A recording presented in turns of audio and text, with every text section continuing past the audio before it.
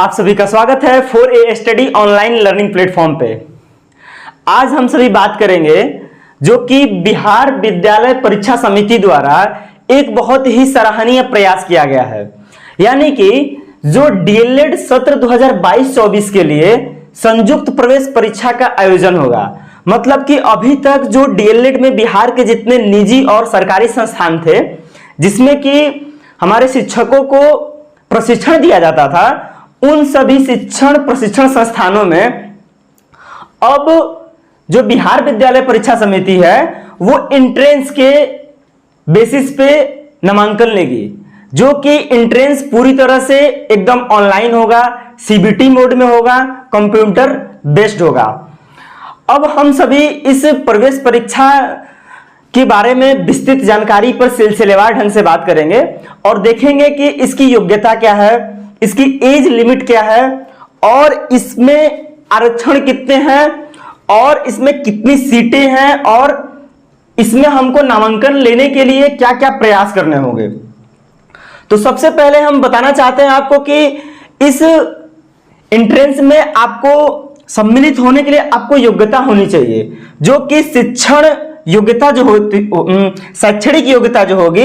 वो कि उच्च माध्यमिक मतलब कि इंटर में +2 में, मतलब कि मैट्रिक प्लस इंटर में आपको कम से कम 50% मार्क्स से आप पास होने चाहिए, मिनिमम क्राइटेरिया है ये। और एक और इसमें है कि इसके समकक्ष मतलब कि +2 के पैरेलल जो भी, जैसे बिहार में कई सारी डिग्रियां होती हैं, जैसे उर्दू बोर्ड है, संस्कृत बोर्ड है, मध्यमा है, ईटीसी में आपको इसके समकक्ष 50% के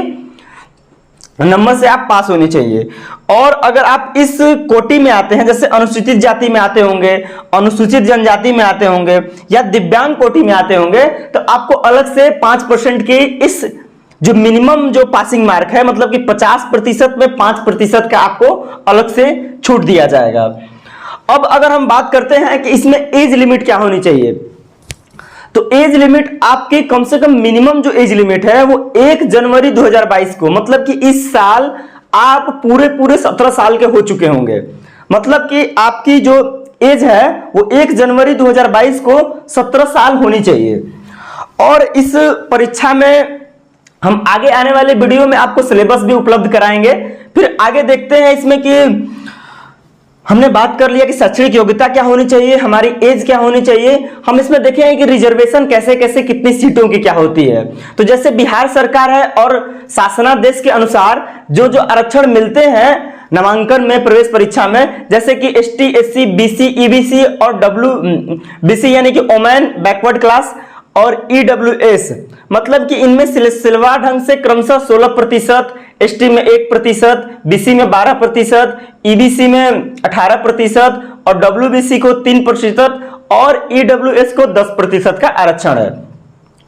अब अगर हम बात करते हैं कि इसमें अलग से एक उर्दू विषय जो होता है उसमें 10% सीटें जो होती हैं वो आरक्षित होती हैं उनके लिए, लेकिन इस बात का ध्यान देंगे हम, उनके लिए सीटें हैं जो कि +2 की पढ़ाई उर्दू विषय से किए हैं, ठीक है। और एक चीज इसमें होता है कि जो इसमें कुल सीटें होती हैं, जिस संस्थान में कुल सीटें होंगी, इसमें 50% सीटें जो होंगी वो विज्ञान संकाय के लिए होंगी, मतलब कि साइंस स्ट्रीम के लिए। और जो कि कला और वाणिज्य है, मतलब कि आर्ट्स और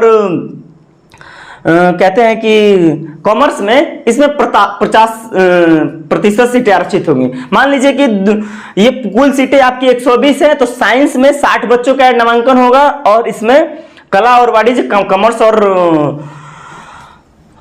आर्ट का मिला के दोनों का 50%, मतलब कि 60 बच्चों का नामांकन होगा। तो हम बात कर रहे थे। और देखिए इसका आवेदन जो है, आवेदन करने की जो तिथि है वो 27/6/2022 से लेकर 17/7/2022 तक है। इसको ध्यान में रखेंगे, अंतिम डेट का इंतजार नहीं करते हुए हम इसकी अपनी पूरी क्राइटेरिया को जानते हुए इस फॉर्म को हम फिलअप करेंगे और आगे का एंट्रेंस के बारे में हम सारी जानकारी, सिलेबस होगा या इससे संबंधित जो हमारे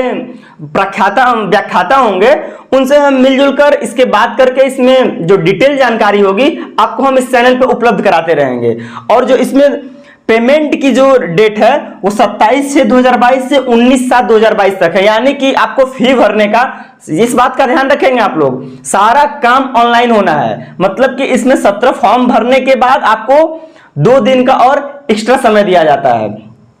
और इसमें जो पैसे लग रहे हैं, जैसे कि अनुसूचित जाति और अनुसूचित जनजाति के लिए 760 रुपए लग रहे हैं, और जनरल, बीसी, ईबीसी इन सभी और ईडब्ल्यूएस के लिए आपको 960 रुपए इसमें पे करने होंगे। अब अगर हम बात कर लेते हैं कि देखिए ये परीक्षाएं जो हो सकती है कि बच्चे बहुत ज्यादा हो जाएं, तो इसमें एक और सरकार ने,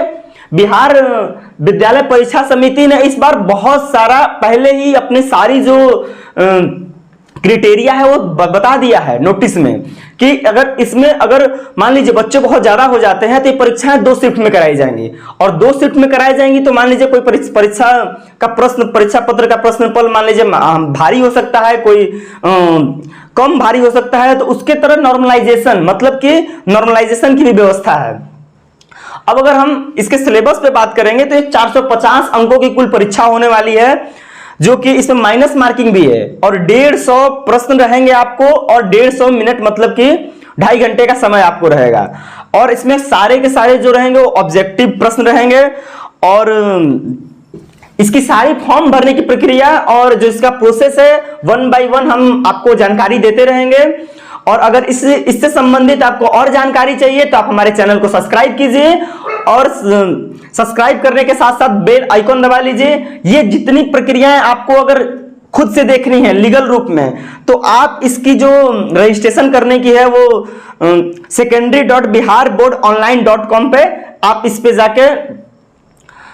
जाके आप देख सकते हैं कि किसमें क्या लग रहा है, फोटो कितनी लग रही है, कितने साइज की फोटो लग रही है। इसमें सिलसिलेवार ढंग से सारा वीडियो आपको उपलब्ध कराया जाएगा, और जो इनसे संबंधित जो लोग होंगे, जो इसके विशेष जानकारी रखते होंगे, हो सकेगा तो हम उनको भी अपने चैनल पे लेके आएंगे और आपको इससे अधिक जानकारी देंगे।